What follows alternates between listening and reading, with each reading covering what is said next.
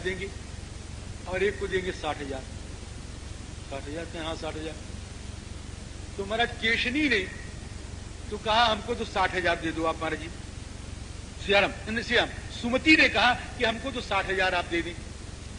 ये सुमति जी जो थी ये गरुड़ की बहन थी, हाँ गरुड़ की बहन थी। अब इनको 60,000 क्या, 60,000 पुत्र नहीं पैदा हुए हो, एक तुम्बी पैदा हुआ। और तुम्बी को जब अमनिया किया, उसको जब तोड़ा गया तो उस तुम्बी से 60,000 बीज निकले और उन बीजों को, मानवाकृति थी, और उन बीजों को घड़े में रख दिया गया, बड़े बड़े घड़ों में, घड़ा ने नाद में रख दिया गया महाराज जी। और उनका सेवन होने लग गया और उस समय पा करके उसमें से जवान पुत्र निकल गए। ये तो 60,000 हो गए। और केशनी ने कहा कि हमको तो एक बेटा चाहिए और उनको असमंजस नाम का पुत्र हुआ। वो असमंजस जी महाराज जो थे वो थे तो बड़े अच्छे योगी थे महाराज जी, लेकिन उनका काम, अब उसकी कथा तो मैं कहूंगा नहीं इस समय, उनका काम ये होता कि बच्चों को पकड़ते और सरजू जी में डाल देते और मर जाता और उसको मरते हुए देख के खुशी होती। वो सब है अच्छा, लेकिन मैं अच्छा इस समय कह नहीं पाऊंगा, इसलिए छेड़ूंगा नहीं उसको। तो असमंजस जी महाराज को प्रजा ने बड़ा कष्ट, प्रजा को बड़ा कष्ट दिया उन्होंने। प्रजा ने जाकर के चक्र श्री राम सगर महाराज से शिकायत की और शिकायत करने के बाद एकमात्र अपने वंशकर पुत्र श्री असमंजस जी को उन्होंने देश निकाला। ये कथा याद रखना, असमंजस कल काम आएगी। असमंजस जी को उन्होंने देश निकाला दे दिया, इसीलिए मैंने कह भी दिया, देश निकाला दे दिया। असमंजस के पुत्र थे अंशुमान। अब राजा सगर यज्ञ करने लग गए, अश्वमेध यज्ञ, घोड़ा छोड़ा गया। अब उस घोड़ा को इंद्र महाराज ने, इंद्र महाराज और एक यज्ञ के तो दुश्मन हैं, अश्वमेध यज्ञ के, और वो भी महाराज जब 90 के ऊपर चलता है तो इंद्र की पता नहीं क्या बात है, इंद्र जी महाराज कांपने लगते हैं, पूरा हो गया तो, पूरा हो गया तो, पूरा हो गया तो। वो 90 के बाद आफत करना शुरू कर देते हैं, और जो 99 में तो बड़ी आफत करते हैं महाराज, और कहीं शुरू हो गया तो 100 में तो जान लड़ा देते, वो तो पूरा होने ही नहीं पाता। तो इंद्र जी महाराज ने घोड़ा हर लिया और घोड़ा हर करके जाके कपिल महाराज के आश्रम में बांध दिया हो। अब ये घोड़ा खोजने के लिए 60,000 चले और जब खोद डाला सारी भूमि को, वही खोद डाला, वही है समुद्र, इसीलिए इसका नाम सागर है। सागर के लड़कों ने खोदा इसलिए इसका नाम सागर पड़ गया महाराज जी। तो खोद डाला और वहां पर पहुंचे तो अगर कपिल जी महाराज के पास घोड़ा बंधा देखा तो कहे यही चोर है, ये चोर है, ऐसा लगे कहने, अयम बाजी हरश्चौरा, अयम बाजी हरश्चौरा, ऐसा कह करके उनका अनादर किया। और जब अनादर किया उन्होंने तो उन्होंने महाराज जी एक बड़े जोर से हुंकार किया, दृष्टि फैला करके सब वहीं भस्म, सब के सब भस्म हो गए। भस्म राशि कृता सर्वे काकुत्स्थ सागरात्मजा, सब भस्म हो गए। अब इसके बाद अंशुमान जी महाराज घोड़ा खोदने के लिए चले। अंशुमान जी महाराज अपने चाचाओं के पदचिन्ह को खोजते खोजते खोजते कपिल महाराज के पास पहुंचे। वहां देखा कि सब के सब भस्म पड़े हैं। अब उन्होंने देखा तो न कहीं इधर जल मिले न कहीं उधर जल मिले, तो क्या हम तर्पण कैसे करें। तो उसी समय गरुड़ जी महाराज आ गए। गरुड़ जी रक्षा कर रहे थे महाराज जी। गरुड़ जी का संबंध आपको मालूम है इनका, जो भस्म हुए इनके गरुड़ जी कौन हुए, अभी मैंने बताया इनकी माँ गरुड़ जी की बहन थी। अब रिश्तेदारी आप जोड़ लें, हम तो साधु हैं, रिश्तेदारी जोड़ना जा नहीं जानते, तो रिश्तेदारी तोड़ना जानते हैं महाराज जी। हम तो खाली ठाकुर से रिश्तेदारी जोड़ते हैं। अब संबंध आप जोड़ लो, क्या हो गए हैं, मामा हो गए, है ना। तो जब मामा हो गए महाराज जी तो पितृणाम मातुलम राम सुपर्णम अनिलोपमम। गरुड़ जी महाराज आए और गरुड़ जी महाराज ने कहा आप चिंता मत करो, ये सब महाराज कपिल का अनादर किए इसलिए ऐसे हो गए, और साधारण जल से इनकी मुक्ति होगी भी नहीं, इनके लिए तो गंगा जल लाना पड़ेगा, ऐसा कहा। और इस घोड़े को ले जाओ, आप यज्ञ को पूर्ण करो, उसके बाद कोई उपाय करना। घोड़ा आया, यज्ञ पूर्ण हुआ। उसके बाद अंशुमान जी महाराज अपने पुत्र दिलीप को राज्य सौंप करके जंगल चले गए तपस्या करने के लिए। राम जी तम स राजा सुमहान आसीत अंशुमान रघुनंदन तस्य पुत्रो महान आसीत दिलीप इति विश्रुतः तस्मै राज्यम समादिश्य हिमवत शिखरे रम्ये तपस्तेपे सुदारुणम।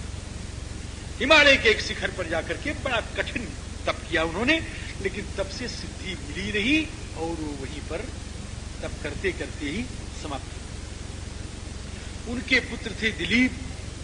दिलीप राज्य कर रहे थे, उन्होंने सोचा अब चले जाएंगे, तब चले जाएंगे हमें, तो अब तब में उनका जीवन ही चला गया और वो जा नहीं पाए, नहीं जा पाए। उनके पुत्र हुए श्री भगीरथ। भगीरथ जी महाराज ने कहा कि अच्छा हम चलेंगे अब। भगीरथस्तु राज ऋषिर धार्मिको रघुनंदन, उन्होंने कहा हम जाएंगे। और वो जंगल में जाकर के ये गोकर्ण तीर्थ में गए। अब गोकर्ण तीर्थ में जाकर के राम जी उन्होंने बड़ी कठिन तपस्या की। ऊर्ध्वबाहु, आप कभी भगीरथ जी का चित्र देखे होंगे, इसी रूप में आपको दिखाई पड़ेगा।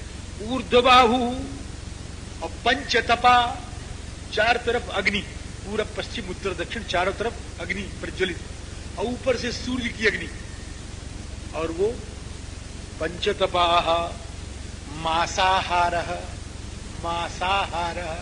एक महीने के बाद पाते थे जितेंद्रियः। इस प्रकार से कठिन तपस्या किया। 1000 वर्ष की तपस्या के बाद भगवान प्रसन्न हुए। ब्रह्मा जी महाराज आए कि प्रीतस्ते हम जनाधिप। इन्होंने अपनी कामना सुनाई कि मैं तो गंगा को चाहता हूं अपने पितरों के उद्धार करने के लिए, कि गंगा तो जाएंगी लेकिन उनकी वेगवती धारा को सहने के लिए कौन किसी को तैयार करो। और भगवान शंकर के अतिरिक्त उनकी धारा को और कोई सह सकता नहीं। गंगाया पतनम राजन पृथ्वी न सहिष्यते, पृथ्वी तो समाप्त ही हो जाएगी। तांबई धारे तुम राजन नान्यम पश्यामि शूलिना। भगवान शंकर ही उसको धारण करेंगे। अब भगवान शंकर की तपस्या करने लगे महाराज जी। और कैसे करने लगे?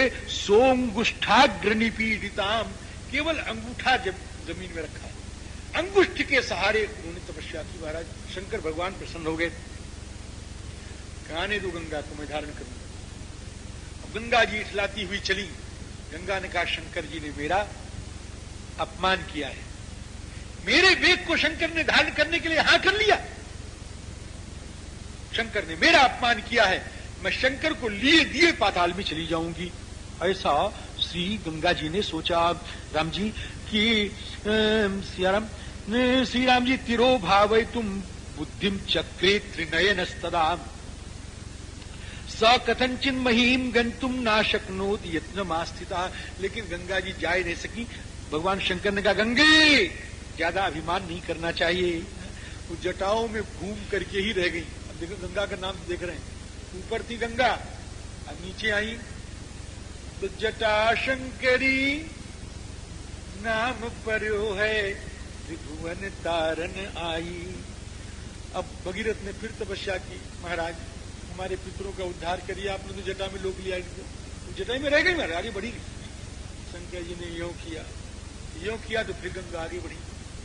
और जब फिर आगे बढ़ी तो जन्नू महर्षि थे, वो कर रहे थे तपस्या, उनका सब इधर उधर कर दिया इन्होंने। गंगे तो बड़ी घमंडी गर्वीली हो गई है, अभी बताता हूं, मेरे को मजा चखाता हूं। महाराज उन्होंने किया जय श्री सीताराम गई।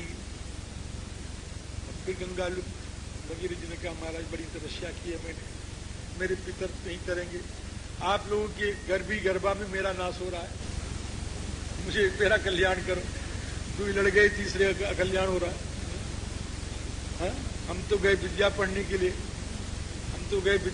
लिए, सामने महात्मा रामशंकर दास जी, उदाहरण दे रहा हूं, हम तो रामशंकर जी दास जी के विद्या पढ़ने के, रामशंकर दास जी के बगल में बैठे हुए हैं अभी रामदास जी, अभी दोनों लड़ने लग गए।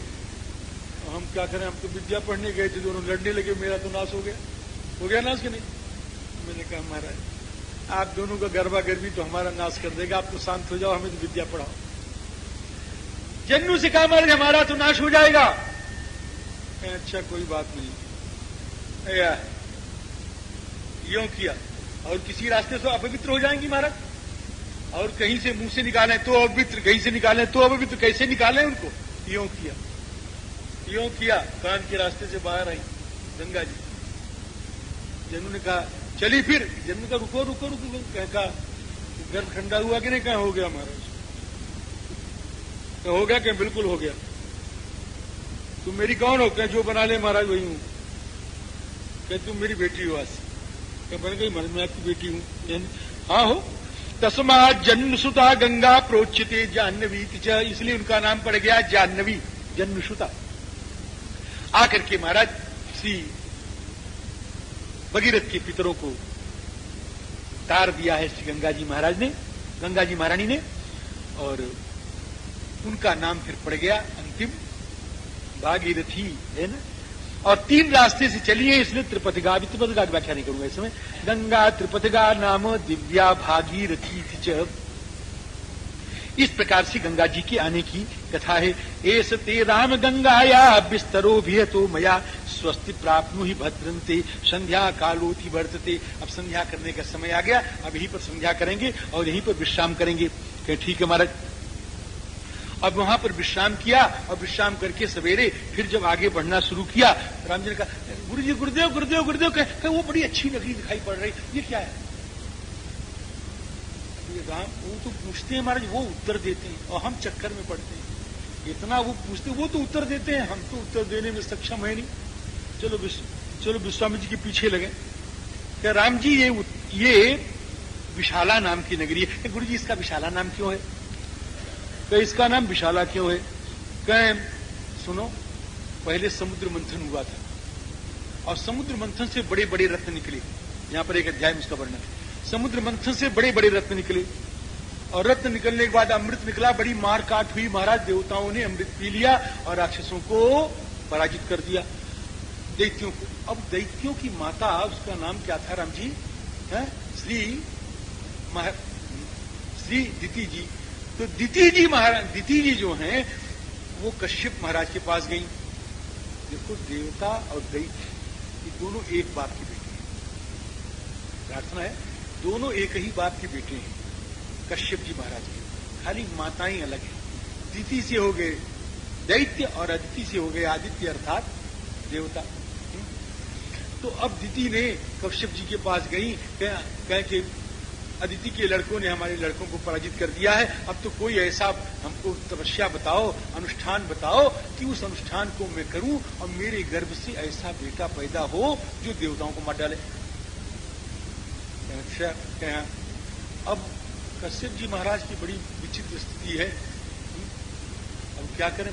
उसने ऐसा हट कर लिया, बताना पड़ा। एक अनुष्ठान अदिति ने भी एक बार हट किया। तो अदिति को तो बताया 12 दिन का,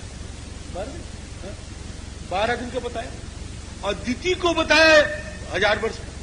1000 वर्ष तक अनुष्ठान करो और बीच में तनी भी गड़बड़ी होगी तो गायब हो जाएगा सब। अच्छा महाराज करूंगी। और उधर कश्यप जी महाराज इंद्र को बुलाए। इंद्र कहें तो मैंने तो उसको बता दिया है। आपने बता दिया? कहें हाँ मैंने तो बता दिया। वो बड़ी जिद्दी थी, उसने मुझसे पूछ भी लिया और जिद्दी है, कर भी डालेगी वो। अब तुम अपना समझ लो कैसे। अब बीच में कुछ उपाय करोगी खत्म हो जाए। तो मैं क्या उपाय करूंगा? कहीं एक बात है, कहीं क्या कहीं अशुद्धि अगर आ जाएगी उसके जीवन में तो व्रत खंडित हो जाएगा। क्या हाँ क्या बात? इंद्र जी महाराज तुरंत दौड़े दौड़े गए। क्या रिश्ता है इनका? दिति का क्या? मौसी है ना। इंद्र महाराज दौड़े दौड़े गए और महाराज साष्टांग प्रणाम किया। मौसी पालागी, मौसी पालागी पालागी। क्या जिया बचवा कैसे अहिला बतावा? तो कहे मौसी जी ऐसी बात है कि आज बहुत दुबली हो गई हैं आप, बहुत दुबली हो गई हैं। इतना तो दुबला आपको मैंने कभी देखा ही नहीं था। मैं बेटा आजकल एक व्रत कर रही हूं इसलिए दुबली हो गई हूं। कहे ये आपके बेटे कोई आपकी सेवा नहीं करते? सेवा तो सचमुच नहीं करते थे, दैत्य तो थे। वो सेवा क्या करेंगे? अगर सेवा करें तो दैत्य न हो, अगर सेवा करें तो दैत्य का है। लेकिन दिति अपने मुंह से कैसे कहें कि हमारे बेटे नालायक है? ये मातृत्व बड़ा विलक्षण है महाराज, ये मातृत्व बड़ा विलक्षण। अपने मुंह से कैसे कहें कि मेरे बेटे नालायक? तो इंद्र ने कहा मैं समझ गया, तो सेवा नहीं करते, मैं आपकी सेवा करूंगा। आप मेरी माई तो हैं, आप मेरी मौसी हैं, मेरी माँ की बहन है, मैं आपकी सेवा करूंगा। तो अच्छा बेटा सेवा कर दो, कर लो।